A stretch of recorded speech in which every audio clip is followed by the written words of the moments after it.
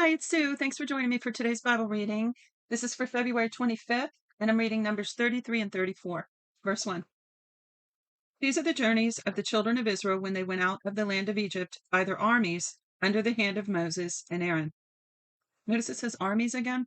That's interesting. Verse 2. Moses wrote the starting points of their journeys by the commandment of Yahweh. These are their journeys according to their starting points. They traveled from Ramses in the first month, on the 15th day of the first month, on the next day after the Passover. The children of Israel went out with a high hand in the sight of all the Egyptians, while the Egyptians were burying their firstborn, whom Yahweh had struck among them. Yahweh also executed judgments on their gods. The children of Israel traveled from Ramses and encamped in Succoth. They traveled from Succoth and encamped in Etham, which is on the edge of the wilderness. They traveled from Etham and turned back to Pi-hahiroth, which is before Baal Zephon, and they encamped before Migdol. They traveled from before Hahiroth and crossed through the middle of the sea into the wilderness. They went 3 days' journey in the wilderness of Etham and encamped at Marah. They traveled from Marah and came to Elim. In Elim there were 12 springs of water and 70 palm trees, and they encamped there. They traveled from Elim and encamped by the Red Sea. They traveled from the Red Sea and encamped in the wilderness of Sin. They traveled from the wilderness of Sin and encamped in Dopka. They traveled from Dopka, or it might be Dopka, and encamped in Alush. They traveled from Alush and encamped at Rephidim, where there was no water for the people to drink. They traveled from Rephidim and encamped in the wilderness of Sinai. They traveled from the wilderness of Sinai and encamped at Kibroth Hattava. They traveled from Kibroth Hattava and encamped in Hazeroth. They traveled from Hazeroth and encamped in Rithmah. They traveled from Rithmah and encamped at Rimmon Perez. They traveled from Rimmon Perez and encamped at Libnah. They traveled from Libnah and encamped in Risa. They traveled from Risa and encamped in Kehelatha. Kehelatha. They traveled from Kehelatha and encamped in Mount Shepher. They traveled from Mount Shepher and encamped in Harada. They traveled from Harada and encamped at Machalath. They traveled from Machalath and encamped in Tahath. They traveled from Tahath and encamped at Terah. They traveled from Terah and encamped at Mithkah. They traveled from Mithkah and encamped at Hashmona. They traveled from Hashmona and encamped in Moseroth. They traveled from Moseroth and encamped in Bene Jacan. They traveled from Bene Jacan and encamped in Hor Hagigad. They traveled from Hor Hagigad and encamped in Jotbatha. They traveled from Jotbatha and encamped in Abrona. They traveled from Abrona and encamped in Ezion Geber. They traveled from Ezion Geber and encamped at Kadesh in the wilderness of Zin. They traveled from Kadesh and encamped in Mount Hor in the edge of the land of Edom. Aaron the priest went up into Mount Hor at the commandment of Yahweh and died there in the 40th year after the children of Israel had come out of the land of Egypt, in the 5th month on the 1st day of the month. Aaron was 123 years old when he died in Mount Hor. The Canaanite king of Arad, who lived in the south in the land of Canaan, heard of the coming of the children of Israel. They traveled from Mount Hor and encamped in Zalmona. They traveled from Zalmona and encamped in Punon. They traveled from Punon and encamped in Oboth. They traveled from Oboth and encamped in Lai Abarim in the border of Moab. They traveled from Laim and encamped in Dibon Gad. They traveled from Dibon Gad and encamped at Almon Diblathaim. They traveled from Almon Diblathaim and encamped in the mountains of Abarim before Nebo. They traveled from the mountains of Abarim and encamped in the plains of Moab by the Jordan at Jericho. They encamped by the Jordan from Beth Jeshimoth even to Abel Shittim in the plains of Moab. Yahweh spoke to Moses in the plains of Moab by the Jordan at Jericho, saying, Speak to the children of Israel and tell them, When you pass over the Jordan into the land of Canaan, then you shall drive out all the inhabitants of the land from before you. Destroy all their stone idols. Destroy their molten images. Demolish all the high places. You shall take possession of the land and dwell therein, for I have given the land to you to possess it. You shall inherit the land by lot according to your families. To the larger groups you shall give a larger inheritance, and to the smaller you shall give a smaller inheritance. Wherever the lot falls to any man, that shall be his. You shall inherit according to the tribes of your fathers. But if you do not drive out the inhabitants of the land from before you, then those you let remain of them will be like pricks in your eyes and thorns in your sides. They will harass you in the land in which you dwell. It shall happen that as I thought to do to them, so I will do to you. I see that as a warning, not God threatening them. Like, if you don't, I'm going to do to you the same thing I do to them. I see it as like, you need to deal with this or you're going to get caught up in it. Kind of like warning Lot to get out of Sodom and Gomorrah before it was destroyed. It's like God saying, look, watch out, or you're going to get caught up in the judgment and the destruction against them.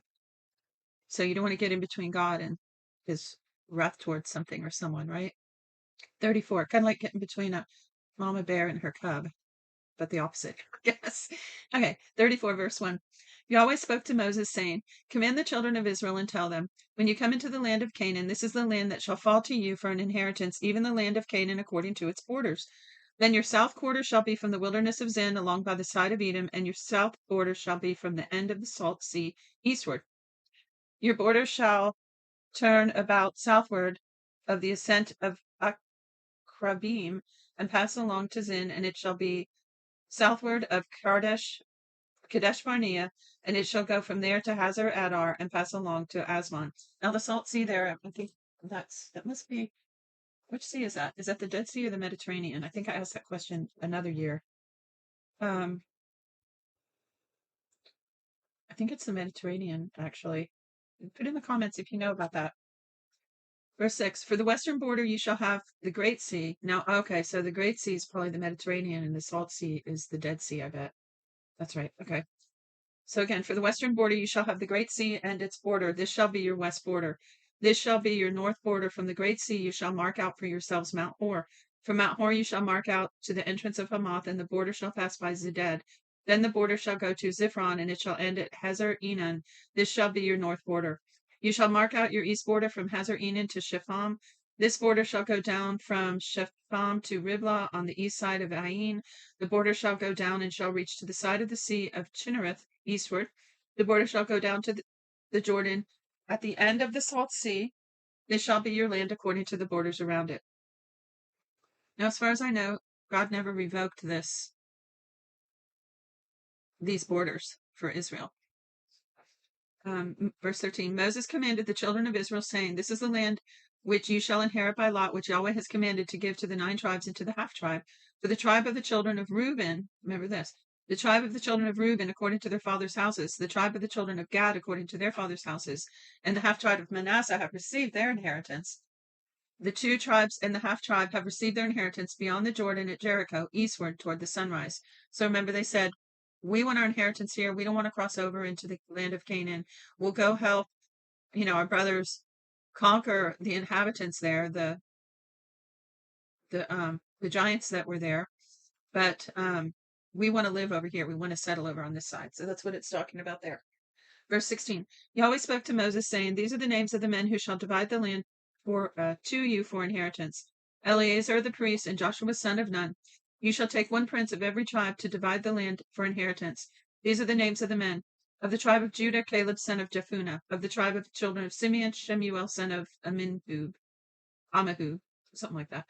Of the tribe of Benjamin, Elidad the son of Chislon. Of the tribe of the children of Dan, a prince Buki the son of Jogli. Of the children of Joseph, the tribe of the children of Manasseh, a prince Haniel the son of Ephod. Of the tribe of the children of Ephraim, a prince Kemuel son of Shiftan. Of the tribe of the children of Zebulun, a prince Elizaphan the son of Parnach. Of the tribe of the children of Issachar, a prince Paltiel the son of Azan.